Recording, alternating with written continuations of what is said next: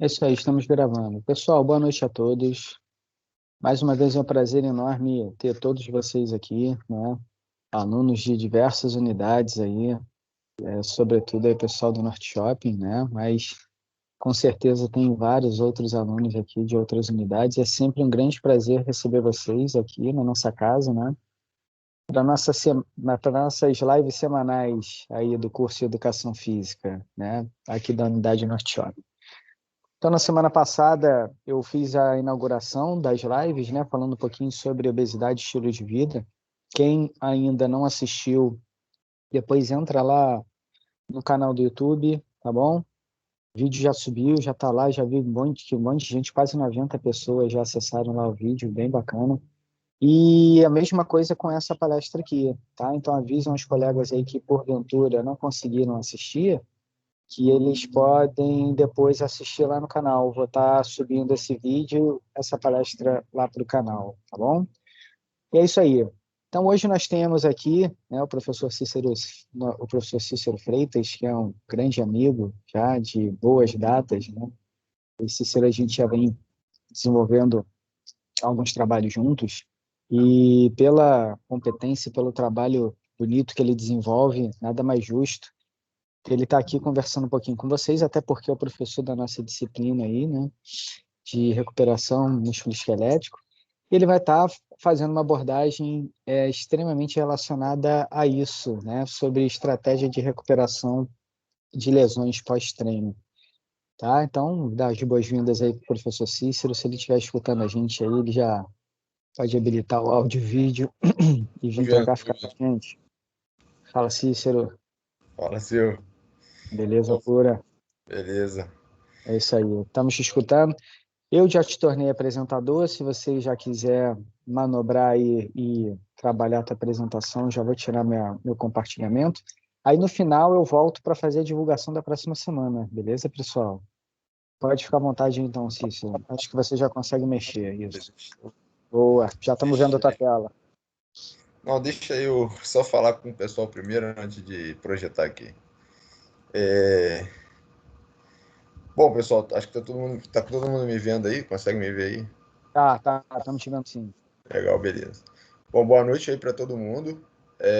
Para quem ainda não foi meu aluno, meu nome é Cícero Freitas. Eu sou formado em Educação Física e Fisioterapia. Me formei na Estácio em 2005, né? Tanto em fisioterapia quanto em Educação Física. Fiz meu mestrado e meu doutorado na área de bioquímica médica. Atualmente, eu trabalho com treinamento de triatlon, natação, ciclismo e corrida, tá? E em função da minha formação em fisioterapia, eu sempre gostei muito de estudar a questão da recuperação musculoesquelética, né? Porque quando a gente fala de treinamento, né, a gente fala de ganho, a gente sempre pensa em ganho de performance, ganho de. E a gente tem que sempre pensar no treinamento da seguinte maneira: você tem três pontos aí que são talvez os mais importantes do treinamento, que é o treino em si, né? Os treinos que você faz, o seu descanso, que aí dentro do descanso está relacionado ao seu sono, e a sua alimentação. Basicamente são essas três coisas aí que a gente precisa cuidar, né? Dos treinos e da alimentação eu vejo que as pessoas cuidam muito, mas muitas vezes alguns alunos, por exemplo, que fazem triatlon comigo, né? A gente às vezes faz um ou dois treinos de manhã e depois faz um treino à tarde. Então, às vezes esse treino da tarde, que é um treino de musculação, ele não consegue recuperar para o dia seguinte de manhã. Então, ou seja, isso eu preciso cuidar. Às vezes eu preciso colocar alguma estratégia para eles acelerar um pouco a recuperação para o dia seguinte eles conseguirem treinar, né? Então eu vou apresentar a vocês um pouco dessas estratégias, né? Que são coisas que vocês têm no mercado, são coisas simples, mas que vale a pena ter em casa para usar ou com você mesmo ou com os alunos, né? Porque acho que isso é uma coisa importante, né? A gente saber o que que a gente pode fazer para aliviar muitas vezes uma dor, um estresse de treino, né? Então, ou seja, isso é importante da gente saber e saber o que que é mais eficiente, o que que é menos eficiente. Eu vejo o Instagram, né? E aí eu vejo muita gente postando uma série de coisas que eu vejo que não cientificamente não faz diferença, não tem comprovação científica e que acelera a recuperação ou qualquer coisa do tipo, mas as pessoas fazem às vezes por feeling, por eu me sinto melhor assim, enfim. Então vamos lá. Vocês fiquem à vontade, se vocês quiserem fazer pergunta, eu vou passar para a apresentação e aí não vou ver mais o chat. Então, se for o caso, de repente quiser perguntar durante a apresentação, fiquem à vontade, mas vai ter que habilitar o áudio aí. Beleza, pode deixar, Cícero, que eu fico de olho aqui no chat também. Se alguém digitar, não conseguir falar, podem ficar à vontade, né? Aí eu não sei se o Cícero quer que faça a pergunta depois ou durante, mas como Não, ele já deixou aí. pode ir fazendo durante, por mim pode ir fazendo Beleza. durante que a gente vai conversando. Aí o pessoal que não conseguir abrir o áudio, manda no chat aqui que eu passo para ele, tá bom? É isso aí, Cícero, vamos nessa. Então, beleza, gente, vamos falar um pouco aí sobre essa questão de estratégia, né? O que que a gente pode fazer após algumas sessões de treino para poder acelerar isso? A gente tem que fazer sempre depois de uma sessão de treino? Todo dia a gente tem que fazer? Todo dia tem que usar a mesma estratégia? Não, a gente vai discutir isso um pouco aqui. Então, assim, quando você fala de protocolo de recovery, né? Existe um protocolo para acelerar a recuperação? Existe. Né? Vou mostrar isso a vocês no final. Mas, assim, a gente tem muitas coisas que a gente pode fazer para acelerar a recuperação, né? Recuperação ativa, então você pode fazer alguns exercícios, massagem, terapia térmica. Terapia térmica é crioterapia, né? Que é com frio e a bolsa a bolsa térmica, que é calor, né? A dieta, a questão do sono. Hoje em dia se usa muito eletroestimulação, né, para acelerar o processo de recuperação. Terapia luminosa, como laser, e aromaterapia. Algumas dessas técnicas são específicas do fisioterapeuta, né? Mas algumas, por exemplo, os exercícios ativos, eles são de domínio do profissional de educação física. Então é importante que ele lance mão disso. Para ele não achar assim, não, recuperação não é comigo, recuperação é com o fisioterapeuta. E não é por aí, tá? Então, assim, normalmente quando a gente fala desses super atletas, assim, quando a gente pensa, né, em super atletas, esses caras, eles treinam muitas horas no dia e eles acabam tendo muitas lesões. Então, eles fazem fisioterapia com praticamente todo dia, né? É uma dor no ombro, é uma dor no joelho, é uma dor na coluna. Eles sentem dor o tempo todo. Então, porque são muitas horas de treinamento. Às vezes são 4 horas por dia. Você vai treinar 2 horas de manhã, 1 hora depois do almoço e depois 1 hora no final da tarde de novo. Então, isso tudo o corpo vai sentindo, né? Então, assim, dentro do que eu faço, né? Então, treinar a galera no triatlon é um desafio porque a gente trabalha com modalidades que são de pouco impacto, que é a natação, mas a gente também trabalha com a corrida, que é de muito impacto. Então, eu às vezes faço o treino de natação, quando eles fazem, por exemplo, um treino de corrida longo. Eu às vezes coloco o treino de natação no final da tarde. Por quê? Eu uso a natação para recuperação do treino de corrida. Apesar da natação, quando é o treino principal, ele tem que ser o primeiro, né? Em função da ordem e da modalidade. Mas no ciclismo, por exemplo, a gente normalmente as lesões elas vêm em função do alto volume, né? No ciclismo, o volume é preponderante. A intensidade nem tanto, mas o volume é preponderante. Então, às vezes as lesões também aparecem em função disso. E eu também faço as minhas brincadeiras aí quando eu posso. Isso daí foi 2019, né? Foi a última competição que eu participei, foi em agosto de 2019, aí depois de 2020 veio a pandemia, acabaram as competições, esse ano também até agora nada. Mas isso foi um meio Ironman, que foi lá em Guarapari, e eu completei essa prova com 4 horas e 50 minutos. Foi uma prova super divertida, mas eu me lembro bem como eu terminei essa prova. Eu terminei a prova assim, triste. Eu estava tão exausto que eu fiquei triste, emocionalmente triste, assim. Tanto que eu me lembro que eu tava, sei lá, faltando, acho que no último quilômetro, eu acho que eu vim o último quilômetro chorando no último quilômetro. E eu ficava assim, cara, por que eu tô chorando? Eu tava tão exausto que eu fiquei triste. Assim, porque você tá falando de quase 5 horas de prova, né? Seu batimento cardíaco fica ali em 160, 150, 160, né? Batimentos. Então imagina, 5 horas seu coração batendo nesse nível, o grau de desidratação ele acontece. Se você não tiver treinado a hidratação antes, e isso aconteceu comigo, foi um erro que eu cometi nessa prova. Eu desidratei demais e acabou que no dia seguinte eu tava com uma dor muito grande. Então, assim, a desidratação ela potencializa a lesão, né? Para esportes de longa duração. Bom, e a gente sabe que por exemplo, às vezes algumas pessoas me perguntam assim, Cícero, você acha que eu tenho bastante consciência disso, né?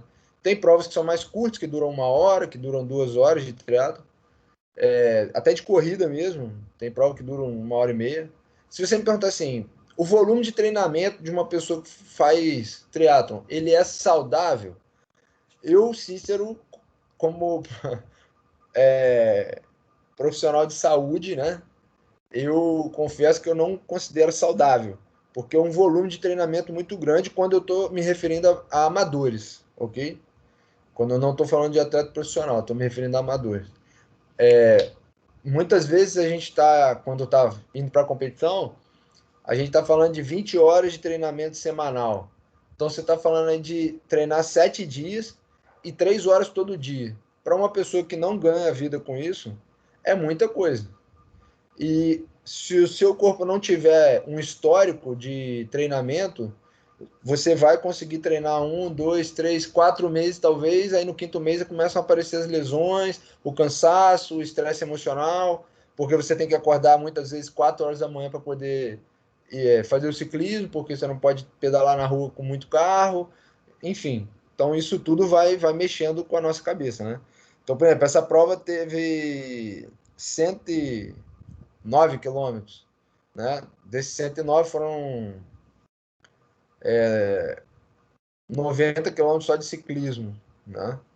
Então, o restante foi entre corrida e natação. Bom, esse volume excessivo, né, essa quantidade excessiva de treinamento, de exercício, tem um risco, né? Esse risco normalmente é alto. Quando o volume de treinamento é alto, o risco é alto. E muitas vezes, assim, isso tem um lado negro. Então, eu sempre digo assim, o exercício, ele sempre vai ser bom, desde que você consiga controlar o volume e a intensidade dele. Eu, quando eu estava na época da faculdade, eu achava assim, não, o que vai salvar o mundo? Exercício. Eu sempre tinha isso na minha cabeça. Exercício é o que vai salvar o mundo. Exercício e alimentação. É basicamente isso que a gente precisa fazer ao longo da vida. Mas o tempo foi me mostrando que o exercício também tinha um lado negro. Ele tinha um lado que, se você não controlasse, foi, acho que esse fim de semana aí, circulou na rede social um cara que faz fisiculturismo, fazendo supino, e aí ele teve uma lesão de bíceps. Eu acho que foi de bíceps ou de peitoral, eu não vi. Eu sei que eu vi as fotos depois, o braço do cara estava todo roxo. Aquilo ali é um excesso. Não precisa nem se discutir, aquilo é um Peitoral. excesso. Peitoral. Isso. Tem uma Aquilo é um pergunta excesso. do Samuel aqui, Cícero. Fala aí. Deixa eu ver aqui. Ó. Professor, eu sempre faço natação pós-corrida. Pode se considerar como uma recuperação? Pode, assim, o que você pode fazer para te facilitar um pouco? Para ficar como recuperação mesmo. Usa um pé de pato, que aí você vai flutuar melhor, porque normalmente quem faz corrida não nada bem. Quem corre bem não nada bem. Essa é a característica de atleta amador. Então você pode usar um pé de pato ou usar uma boia nas pernas, né, para poder flutuar e não fazer volume de natação muito grande, fazer 1.000, 1.500 metros, não precisa fazer tanto tempo. Você ficar no intervalo de 15, 20 minutos dentro da piscina é o suficiente. Se você quiser fazer um volume maior, você pode fazer, só que pode esse volume maior começar a somar ao estresse da corrida e não funcionar como um treino regenerativo. Mas eu sempre acho a natação um bom treino regenerativo. Faz ali leve, não precisa fazer correndo. O pé de pato vai te facilitar muito, porque você vai deslizando. E aí você vê que a natação fica leve, você não fica tão lento e acaba conseguindo treinar legal. Então, voltando ao que eu estava falando, isso que aconteceu com esse cara da lesão de peitoral é um excesso, né? E aí a gente vai ver os excessos dos exercícios em todas as modalidades, né? No triatlo é uma, como eu falei para vocês, na musculação tem, no crossfit tem, na luta tem, na natação tem, no ciclismo tem. Às vezes eu vejo uns amigos que eu tenho que eles saem para pedalar. Quantas horas pedalou hoje? Ah, pedalei 6 horas. Você vive disso? Não. Então, eu não entendi 6 horas, né? Você vai fazer alguma competição de, sei lá, 200 quilômetros, 150 quilômetros? Não, é porque a gente tem hábito de treinar e rodar muito. Tá bom, mas assim, é um excesso. 6 horas é um excesso, tá? Por mais que você diga para mim que você, não, eu aguento, eu tenho uma história, nós não estamos discutindo ter capacidade, a gente está discutindo saúde, né? Então, assim, é óbvio que algumas pessoas vão fazer o treinamento como desafio pessoal, né? Eu sempre encarei treinamento como um desafio pessoal, porque eu não vivo disso. Então, assim, é uma coisa que me faz bem, para mim, vamos dizer assim, autoestima, né? É, então, assim, para mim, o exercício ele precisa ser modulado. E tem que ter prazer, né? Quando se faz. Bom, muitas vezes a gente fica assim, bom, fazer exercício faz bem, né? Agora a gente se pergunta, qual é o limite? Em que momento a gente tem que prevenir e como prevenir as lesões, né?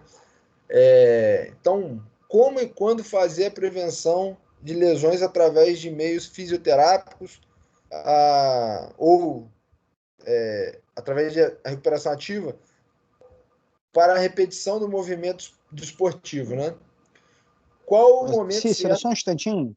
Ah, Só um instantinho. Eu não sei. Você está passando o teu slide? tô. Não, porque aqui pra gente, pelo menos assim, Aí, para mim tá como se estivesse no primeiro slide. Agora foi. Agora eu tô Agora vendo o foi. cachorrinho. Isso. vê se Isso. aparece agora. Deu? Foi? Agora sim. Porque antes estava no teu slide de abertura. Eu passei aqui vários slides. Então, deixa Beleza. eu só mostrar pra vocês aí os slides. Eram esses slides. Quando eu tava falando de super atleta, eu tava mostrando essa imagem aqui. E aí quando tava falando da minha competição, eu tava falando dessas imagens aí. Pode voltar, professor? Lá primeira lá, depois da introdução ao slide? Esse, Esse, obrigado. você quer que eu fale ou você quer só anotar? Era só anotar mesmo, obrigado. Beleza. Eu tava falando então essa questão do risco, né, do volume excessivo de treinamento. Aí eu coloquei para vocês que tem um exercício também que tem um lado negro, né? Então o que eu estava lendo eram essas perguntas aqui. Como e quando fazer prevenção de lesões através de meios fisioterápicos para a repetição do movimento esportivo? Qual o momento certo para a intervenção nos treinamentos?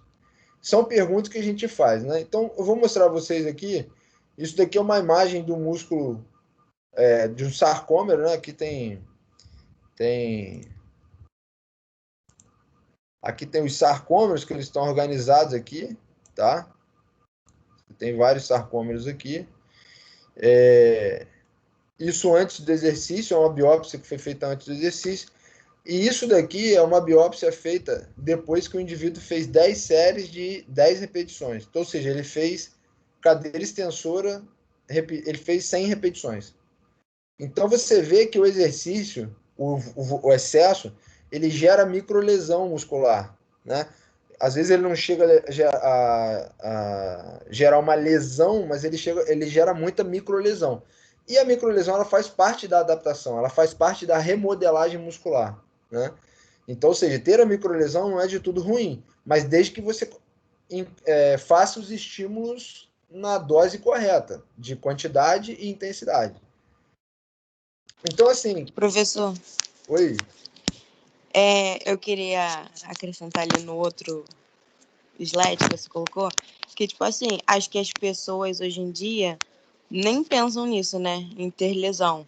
Eu acho que o pessoal que malha ou corre, sei lá, acho que pensa mais no que os outros vão pensar. Tipo assim, em ver o que a pessoa tá fazendo. Ah, será que a pessoa viu que eu tô correndo aqui?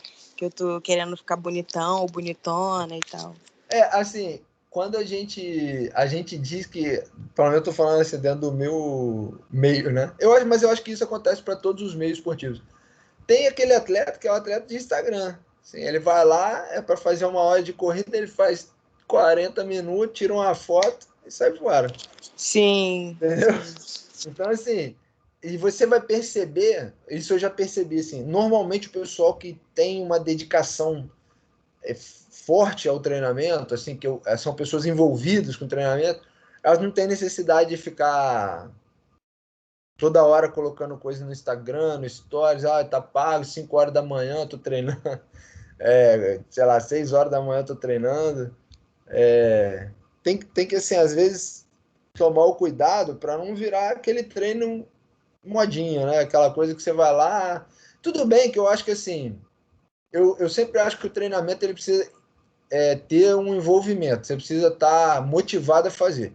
Se a rede social é uma coisa que te motiva, vai lá e faz. Agora, não fique só fazendo exercício por causa da rede social.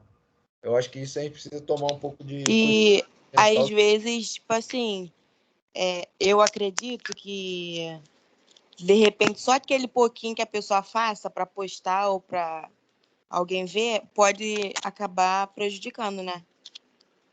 Assim, o que acontece muito, né? Aqueles atletas que são atletas de fim de semana, aquelas pessoas que treinam, eles gostam de treinar forte, mas treinam 2 vezes na semana. Normalmente esse tipo de pessoa é que tem muita lesão. Por quê? Porque ele não está condicionado a treinar forte. Então, por exemplo, veio para o mercado com um pouco mais de destaque o HIIT, né? O treinamento intervalado de alta intensidade. Aí eu vejo às vezes as pessoas fazendo o HIIT sem orientação, muitas vezes, né? As academias são muito grandes, então você vê as pessoas fazendo sem orientação, só que elas fazem aquilo 2 vezes na semana. Elas fazem achando que, não, eu estou treinando na alta intensidade, vou fazer um treino curto, mas ele muitas vezes, por exemplo, ele treina segunda, ele só vai se recuperar na quinta, porque foi tão intenso e ele não está preparado que ele se lesiona muito. Tipo o pessoal que gosta de jogar bola quarta e sábado. Ou às vezes só joga sábado, às vezes só joga quarta, ou joga terça. O futebol, ele também é um esporte lesivo, né? E esse pessoal que joga só uma vez por semana, aí tem gente que fala, não, é melhor uma vez do que nada. Só que dependendo do que você fizer, é melhor nada. Porque você pode se machucar, entende? Então é por aí, assim, controlar isso é importante. Eu sempre coloco para os alunos assim, para mim, Cícero, o mais importante é, é o volume, é você cumprir o volume de treinamento. Para mim, o mais importante é isso, é mais do que a intensidade. Então, tipo assim, se segunda-feira você tem um treino de tiro, sei lá, são 15 tiros de 400 metros. Se você não tiver com o seu emocional forte para fazer esse tipo de treinamento, que é um treinamento que desgasta muito, não sei se algum de vocês aí já fizeram, 15, 20 tiros, 25 tiros, são treinos que deixam a pessoa no final, não é só exausta fisicamente, não. Emocionalmente você fica cansado, assim, triste. Se você não quiser fazer o treino, tudo bem, mas vai lá e cumpre o volume. Se eram 15 tiros de 400, você 15 tiros de 400 vai dar 6 quilômetros, né? Vai lá e cumpre 6 quilômetros de corrida. Faz numa intensidade mais baixa, faz 6 quilômetros direto. Você vai cumprir o volume de treinamento. Isso para mim é mais importante do que o cumprir a intensidade. A intensidade vem, eu acho que quando você está preparando para uma competição. E você tem que estar emocionalmente forte para sustentar aquilo ali. Muitas vezes, eu sempre acho legal o treinamento com grupo. Principalmente os treinos que são muito fortes. Porque um puxa o outro. Então, isso é uma coisa que eu acho importante. Os treinos de volume, que tem baixa intensidade de volume, aí você pode fazer sozinho. Mas eu acho sempre que o treinamento é legal, assim, motivacional, quando você faz coletivo. Bom, então vamos lá. Voltando à questão das microlesões, né? Obrigada. Nada. As microlesões, basicamente, elas vão acontecer nessas fibras musculares que foram exercitadas, né? Então não adianta você achar assim, bom, eu estou fazendo exercício aqui de quadríceps e o meu bíceps vai aumentar. Não, não vai. Você está gerando estímulo no quadríceps, então seus outros músculos eles não vão se adaptar como quadríceps, né? Então você precisa treinar o seu corpo todo, ok? Bom, você pode analisar essas lesões através de biópsia ou através de exame de sangue com marcadores de lesão, tá? E basicamente toda lesão, a maior parte das lesões, elas são por estresse mecânico. Seja uma contusão, seja um estiramento, a maior parte, se não for um trauma direto, é estresse mecânico, é repetição demais, é repetição excessiva ou intensidade excessiva, tá? Bom, esse trabalho aí é um trabalho com atletas de futebol e basicamente o que eles fizeram foi o seguinte, eles separaram em dois grupos, um grupo que jogou e um grupo que não jogou, né? E aí a linha pontilhada branca, né, o triângulo, são os atletas que não treinaram e a linha preta é o atleta que treinou, tá? O que eles estão medindo? Então, por exemplo, esse primeiro marcador são leucócitos. Leucócitos são marcadores inflamatórios, são células brancas, então são marcadores inflamatórios. O que eles observam? Que aqui embaixo tem o tempo, tá? Então, o primeiro ponto foi pré-exercício, tá? Aí o segundo é imediatamente após o exercício. O terceiro ponto, 24 horas após o exercício. Aí depois, 48, 72, 96, 120, 144 horas. Então, eles foram dosando esses marcadores de lesão todos os dias. Quando a gente observa o seguinte, os marcadores inflamatórios, eles aumentam logo depois, logo durante o exercício. E eles tendem a diminuir também rápido. Tá vendo? Até 48 horas eles já estão todos ao normal. Quando a gente está olhando para o de baixo, né, que é esse T-bars, isso daí é um marcador de estresse oxidativo. E a gente observa que o estresse oxidativo durante o exercício aumentou até 24 horas. Depois ele começou a diminuir. Ok? E esses dois marcadores da direita, o de cima é a creatina quinase e o de baixo é a lactato desidrogenase. Bom, são duas enzimas que normalmente elas estão dentro do músculo. Quando você tem uma microlesão, essas enzimas saem do músculo e vão para o sangue. Então, quando eu coleto o sangue, se essas enzimas estiverem no sangue com um nível aumentado, eu entendo que você teve lesão muscular, tá? Muscular esquelética. Ok. Reparem o seguinte, as duas, elas ficam até quase 72 horas aumentada. 72 horas aumentada. Isso justifica para a gente um pouco por que uma partida de futebol ela precisa ter um intervalo de 72 horas. Porque quando você joga, você precisa ter 72 horas para se recuperar de uma partida de futebol. Tá? Então, é só para mostrar a vocês o seguinte. É um jogo que gera microlesão. Ponto. Tá? Bom, e quando a gente fala de reparo, né? Primeira coisa que a gente tem que lembrar são as células satélites, que são aquelas células que elas estão ali no sentido de fazer o reparo, né? Então, você teve uma lesão aqui, ó, a célula vem aqui e faz um reparo, ok? O que você precisa conhecer? Essas células satélites, para quem não conhece, são chamadas também de... são as células tronco do músculo, né?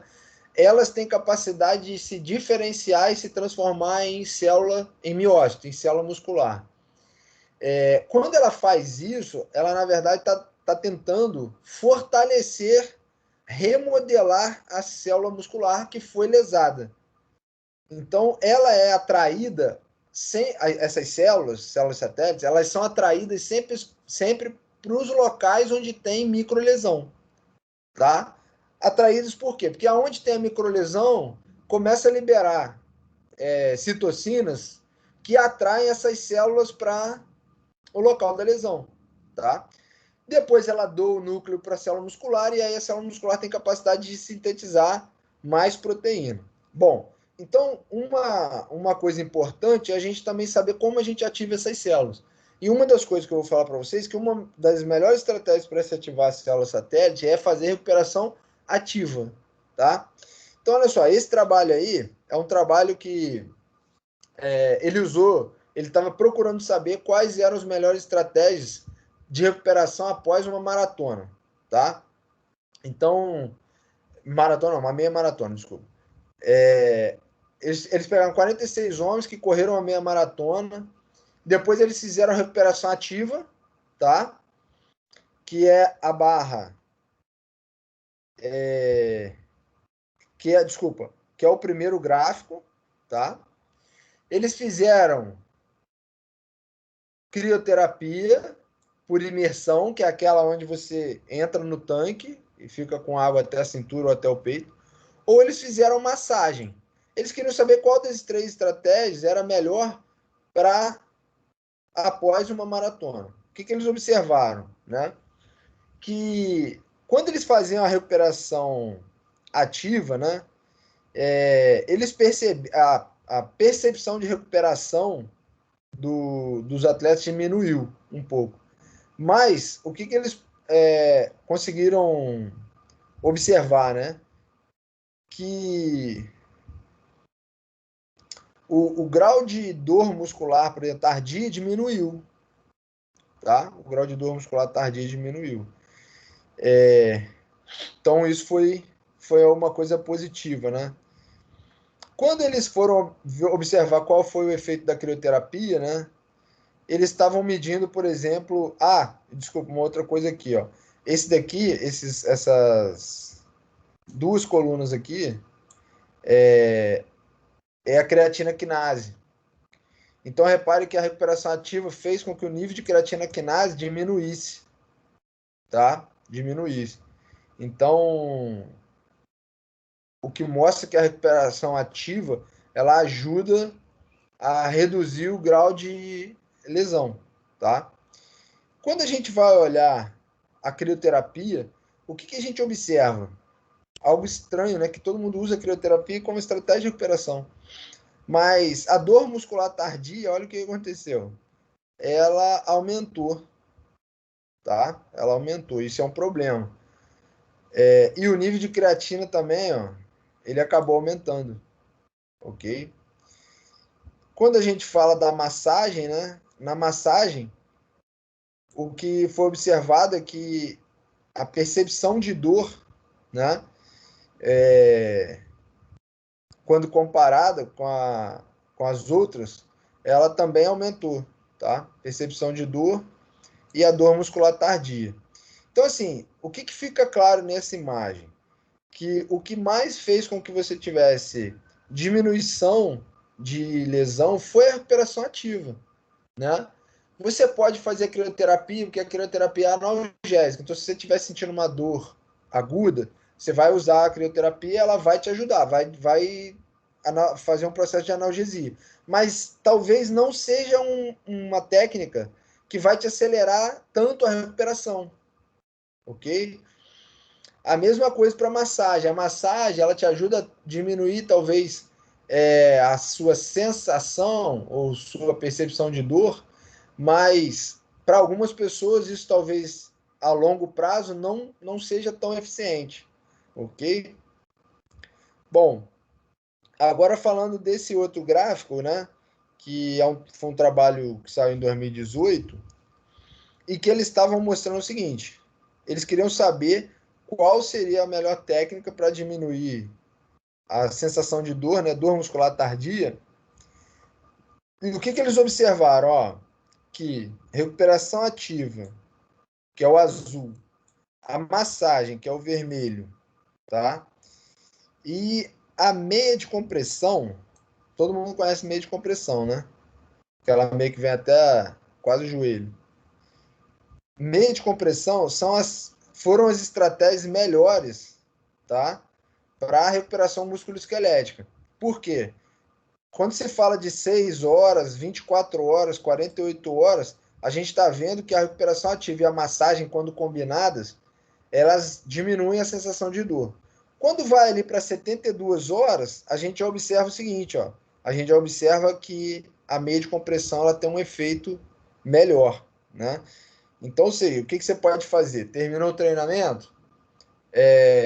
Você já tem que ter programado os seus exercícios de recuperação, recuperação ativa. Você pode fazer um treino de mobilidade, você pode fazer um treino de core, que não seja intenso, obviamente. Você pode tentar programar um outro tipo de treinamento ativo, né, de baixa intensidade.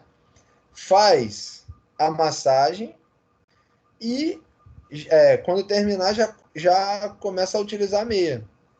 Então, ou seja, se você combina essas coisas, talvez você tenha uma recuperação acelerada, ok? Cícero, temos uma Oi, pergunta da pode falar. Angélica. Ela quer saber se o grau da compressão. Calma aí. Qual o grau da compressão? Qual o grau da meia de compressão muito apertada? Aí depois ela mandou aqui, ó, tem umas roupas da Bravo que fazem a compressão.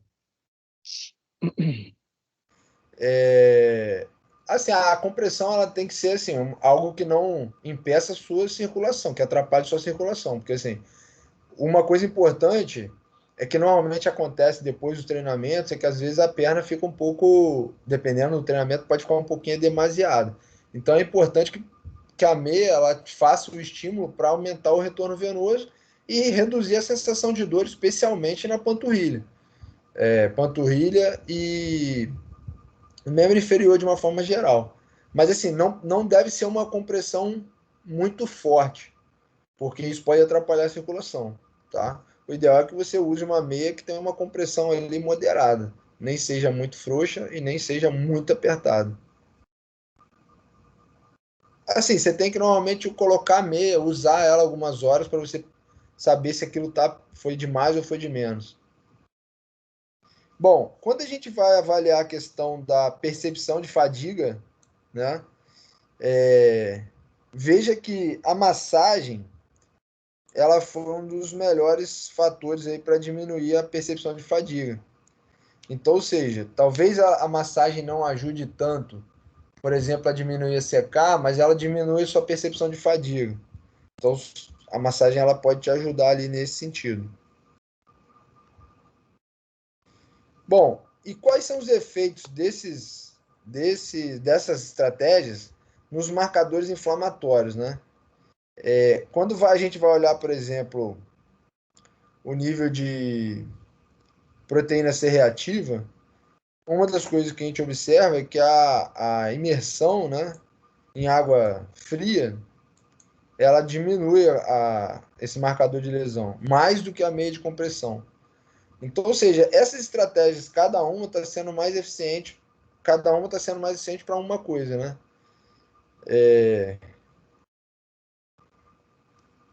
Quando a gente vai avaliar o nível de interleucina 6, o que mais diminuiu a interleucina 6 foi a massagem, que é um sinalizador inflamatório, né?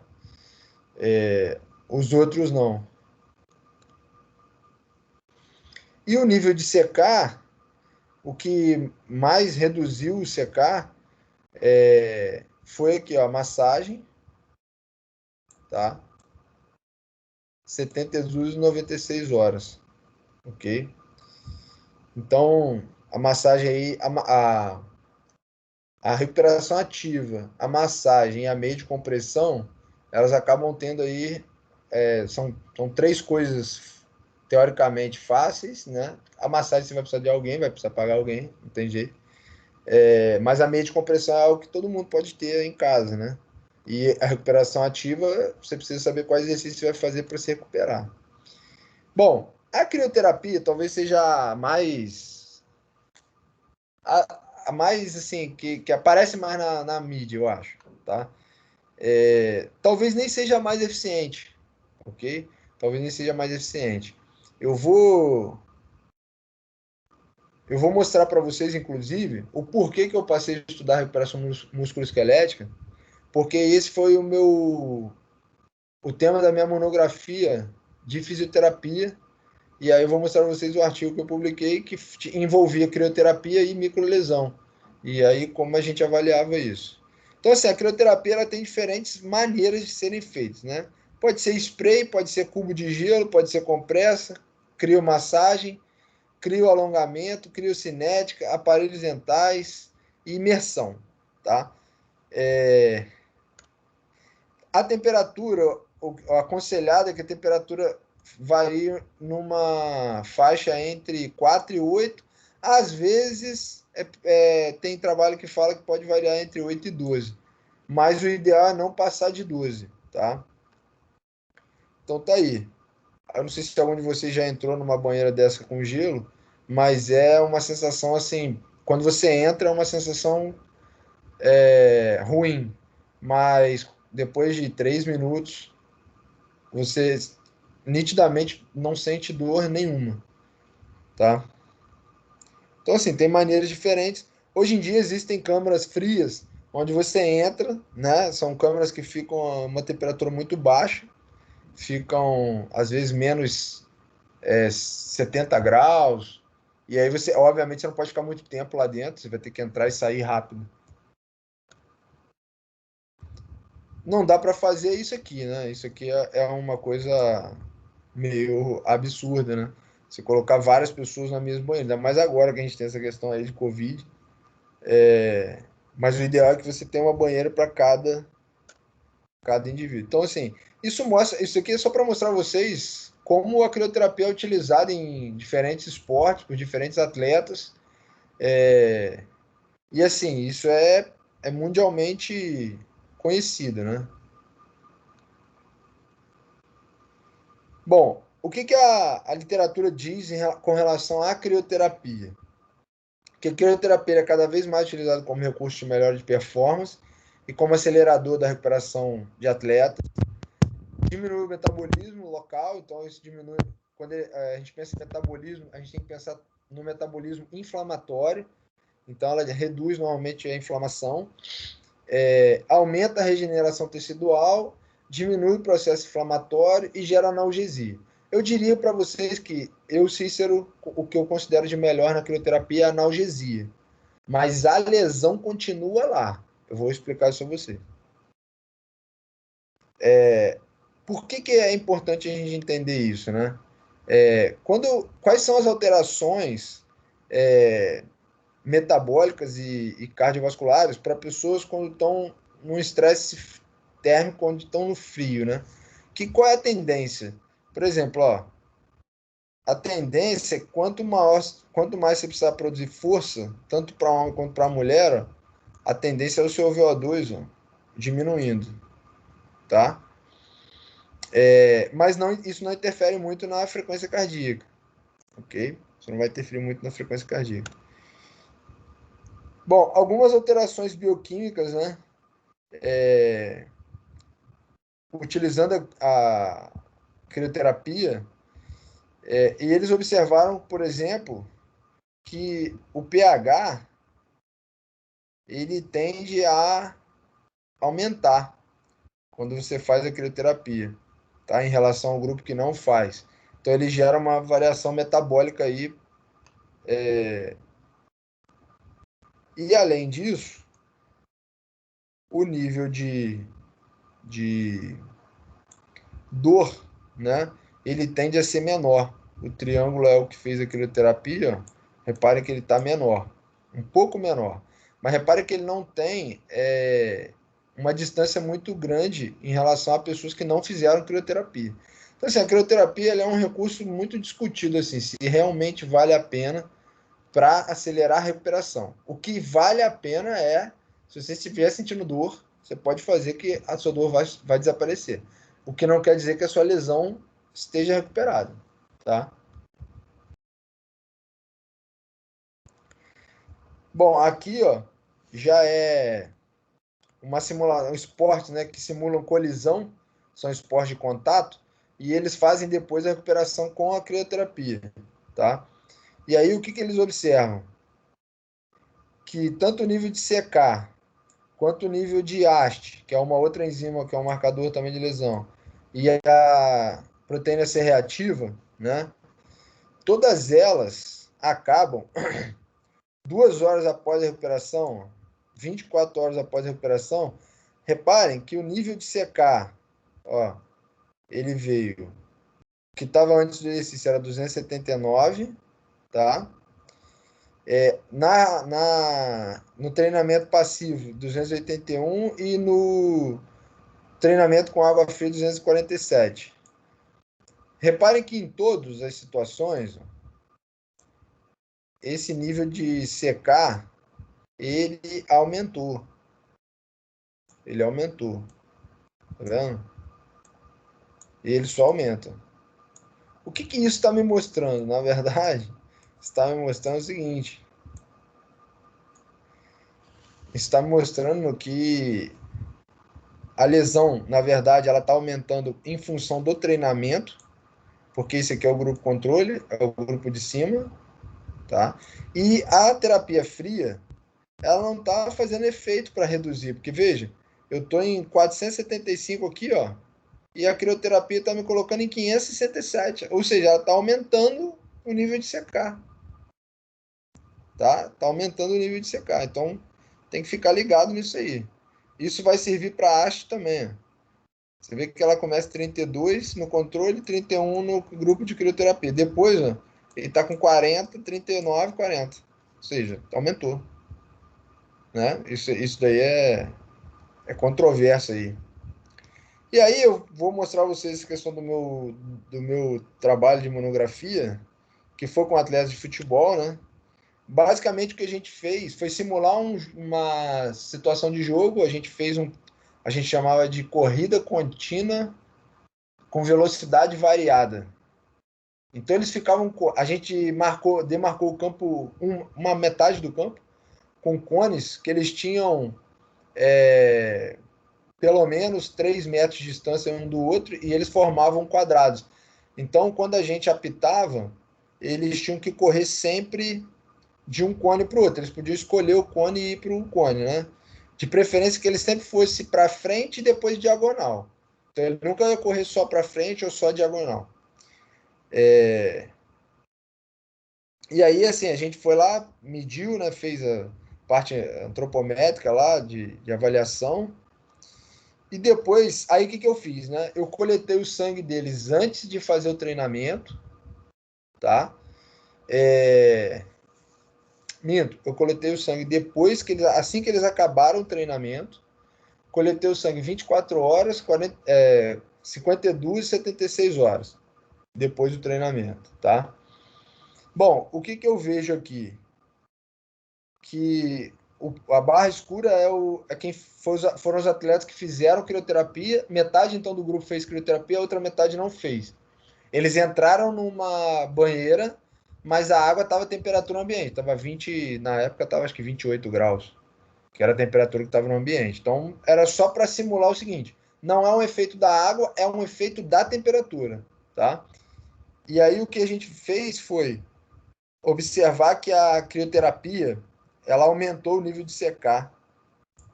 O que os outros trabalhos, isso foi em 2006, né? Esses trabalhos que eu mostrei a vocês antes, eles vieram depois, 2017, 2018. O nível de LDH é a mesma coisa. Aumentou para quem fez crioterapia, tá? Isso está parecendo, está induzindo a gente a entender o seguinte: está parecendo que a crioterapia está gerando mais lesão do que o exercício. tá? Essa é a variação, né, para crioterapia entre atletas com mais de 16 anos. Bom, e aí eu chego nesse trabalho aqui, que é um trabalho que eu acho muito legal. Quem quiser ler, eu posso mandar esse trabalho. Que ele fala o seguinte: bom, eu mostrei isso tudo a vocês, falei de estratégia. O que eu vou reforçar sobre as estratégias é que a recuperação ativa, a massagem, a meio de compressão parece ser as melhores estratégias, tá? Dessas que eu apresentei a vocês. E quando a gente fala de analgesia, realmente a crioterapia é melhor, mas eu mostrei a vocês que ela não reduz lesão, ela diminui a sensação de dor, ok? Bom, daí vem esse trabalho que ele quer mostrar não só, eu falei para vocês ter aqui estratégias, vamos dizer assim, físicas, né? Vamos pensar agora em alimentos, então, por exemplo, qual alimento qual o composto que a gente deve consumir que é o que mais acelera a recuperação? Tá aqui, ó, vitamina D, tá? Vitamina D é o composto que mais acelera a recuperação. Vitamina D, proteína e ômega 3, tá? Então, assim, é bom a gente ficar atento a isso aí.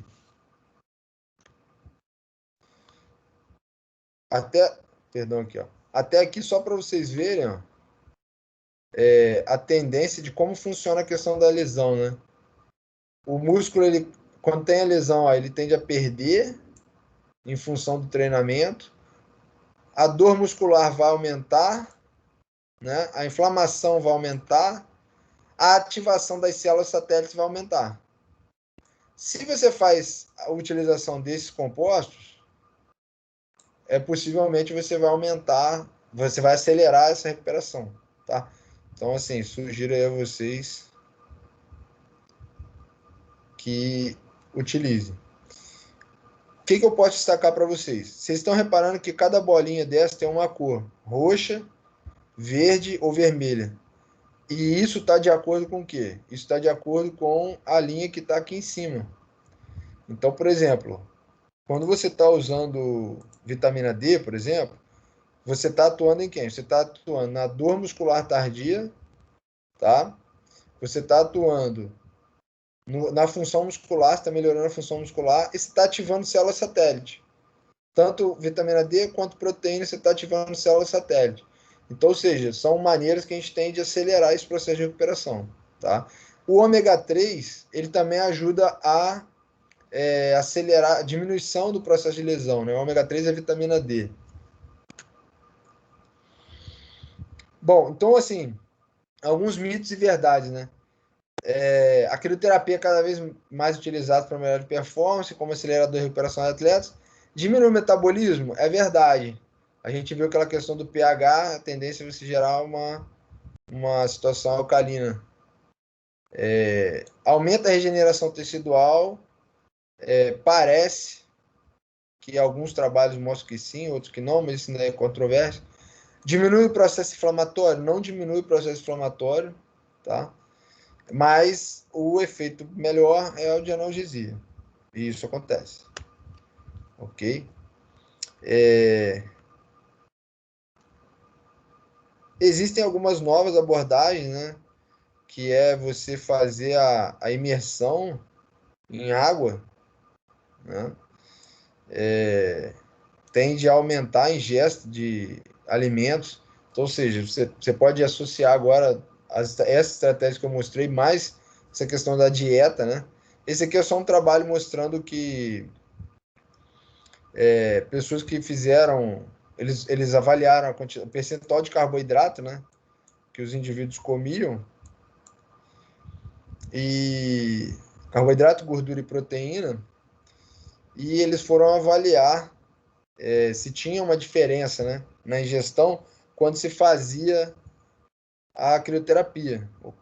Quando se fazia a crioterapia, né? E aí eles viram que os indivíduos eles tendem a comer mais, né?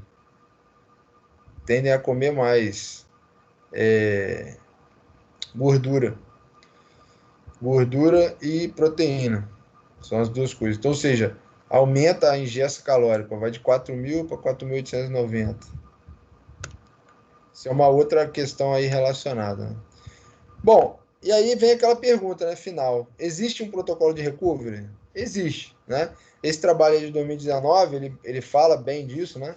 Então, o que, que você deve fazer nos 60 minutos aí pós-exercício, né? Então, terminou seu treinamento, o que, que você tem que fazer? Sugere que você utilize a crioterapia para reduzir a dor, né, do treinamento. Você deve se hidratar, ok? Deve se hidratar. Você deve comer ali uma quantidade de carboidrato e proteína razoáveis, né? 80 gramas de carboidrato, 30 gramas de proteína. Usar as meias de compressão, tá? Usar as meias de compressão. Jantar uma quantidade de alimento razoável, não comer muito. Tem gente que acha que come muito é melhor, não é?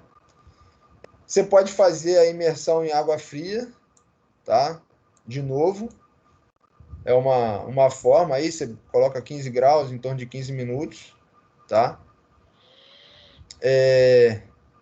Isso daqui é uma coisa importante, ó. Não utilizar celular. Eles observaram que pessoas que utilizam celular, elas têm uma taxa de recuperação mais lenta. Tomar sucos antioxidantes antes de dormir, tá?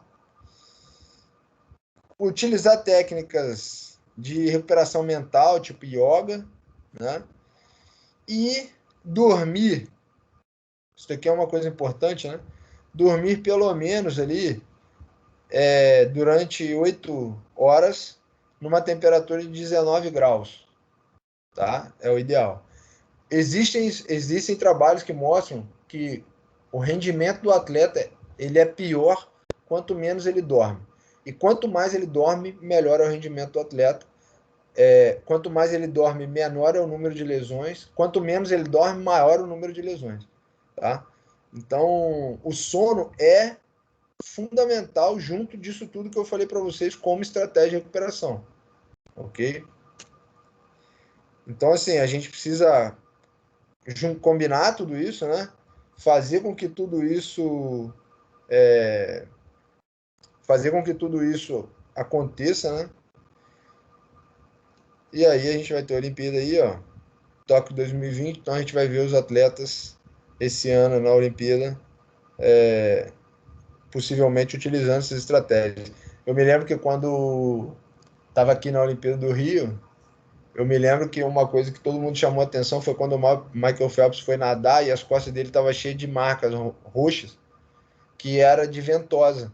Só que todo mundo achou que aquilo ali fosse para a competição. Não era. Aquilo ali ele faz todo santo dia. Ele acaba tendo que fazer aquilo pela quantidade de lesão que ele tem. Todo atleta de alto rendimento tem muita lesão.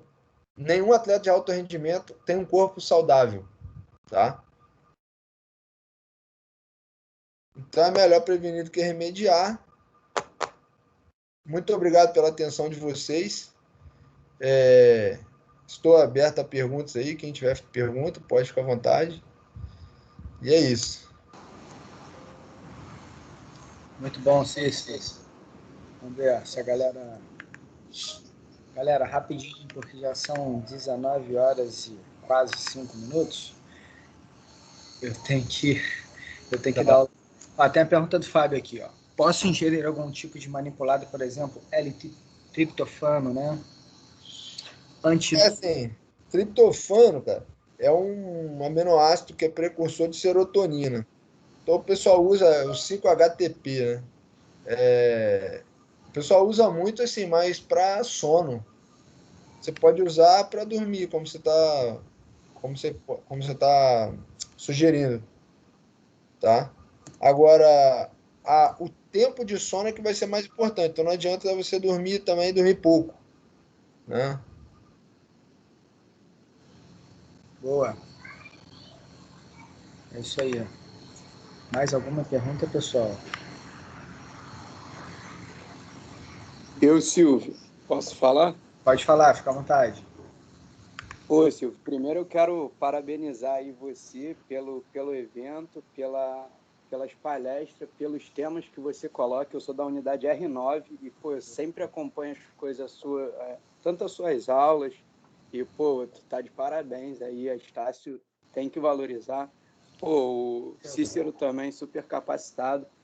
É um tema que me interessa muito, porque eu joguei bola profissionalmente dos 12, primeiro clube, até os 23. E eu, até os 17, eu praticamente não tive lesão, fora lesão traumática, né? E aí depois eu passei a ter muitas lesões, e isso é um tema que me interessa muito. E aí, o que eu queria saber, o professor Cícero? Existe alguma predisposição genética para que se tenha uma maior quantidade de lesões? Por que eu estou te perguntando? Porque eu sempre fui muito dedicado. Então, assim, eu me alimentava bem, dormia bem, não perdia praticamente noite de sono. E eu, depois dos 17 para frente, eu tive muitas lesões. E aí eu tenho essa curiosidade. Então, assim, não existe trabalho mostrando que assim, a predisposição genética à lesão. O que a gente sabe é que algumas pessoas não são adaptadas para algumas modalidades esportivas. Então, assim, no Brasil, a gente acha que todo mundo nasce para jogar futebol. E esse talvez seja o maior erro de todo o investimento que a gente faz em esporte.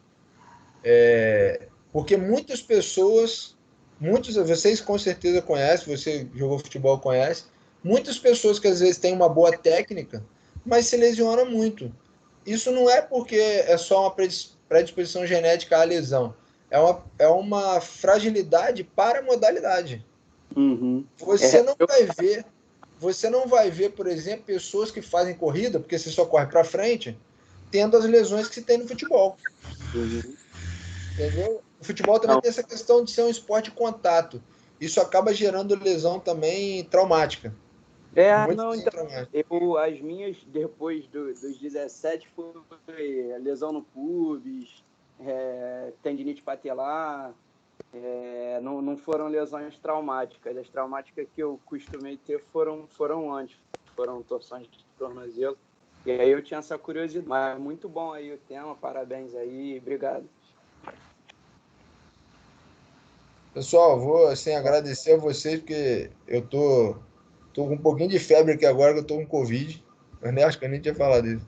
Eu tô com Covid, então minha testa aqui tá suando aqui. Tô olhando aqui no vídeo aqui, tá suando aqui. É isso aí. Beleza, muito bom. Bom, pessoal, quem quiser, o Cícero, quer falar teu perfil aí pra galera? Galera que quiser, Assim, bom, a galera que quiser por exemplo, aí me com você. procurar, pode me procurar no Instagram lá, Cícero Freitas 01. Pode me procurar lá. Quem quiser, depois eu posso mandar a apresentação aí também. Quem quiser receber, me pede lá no Instagram que eu vejo com vocês como mandar para vocês. Beleza, estou compartilhando aqui o perfil dele, é Cícero Freitas 01. Aí depois a galera pode com calma chamar ele lá e fazer as perguntas aí para ele, beleza? É isso aí, pessoal. Muito boa palestra, Cícero. Sensacional como sempre. Muito obrigado. Tamo junto. Tamo junto. Beleza? E vamos nessa, que agora a galera da Fisiologia do Exercício está me esperando aqui. Vai lá, vai lá. Bom, muito obrigado mesmo. Excelente palestra. Parabéns aí. E parabéns para todos que estiveram presentes aí e puderam absorver o conhecimento do Cícero aí, né? Pô, sem dúvida nenhuma, trouxe uma temática bem importante e com muita coisa rica de informação assim, aí pra gente, né? É isso aí, pessoal. Ficamos por aqui. Vou divulgar aqui, ó, rapidinho a palestra da nossa próxima programação, né? Seguindo aqui a nossa programação, vou compartilhar a tela que é mais fácil. Então, na próxima semana, nós teremos aqui a palestra com o professor Ricardo Cordeiro, tá?